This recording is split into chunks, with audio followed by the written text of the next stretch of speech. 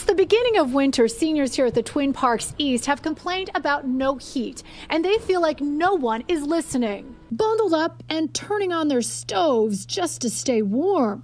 Queen McFarlane sent us these pictures documenting what she calls the everyday misery inside her senior NYCHA building, where she says there's been no heat for weeks. 5 tenants have had asthma attacks.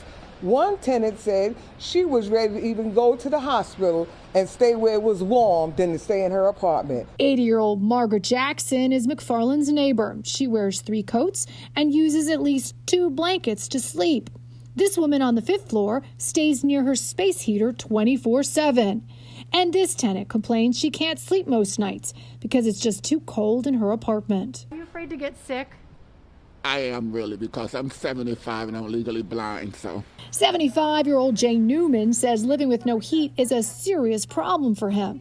His dog Buster, curled up next to him, is the only way to stay warm. I got on 3 or 4 blankets on the bed already now. It's just as cold inside as it is outside. McFarlane was joined by Councilmember Fernando CABRERA for a second public rally in a month, demanding the city fix the heat. This is incomprehensible.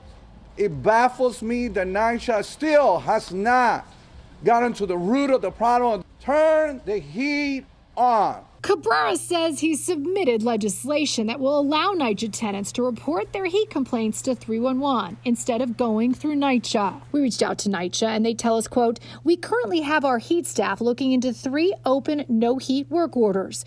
We've also completed installation of weatherproofing at all terrace doors where residents requested and are continuing outreach to residents." In the meantime, McFarlane says she's tired of workarounds that don't fix the problems. They put plastic up to the window. I said that was like putting a Band-Aid on a shotgun wound, you know? And McFarlane says these seniors are not backing down and plan on having more rallies if NYCHA doesn't fix the problem. In the Bronx, Monica Morales, PIX11 News.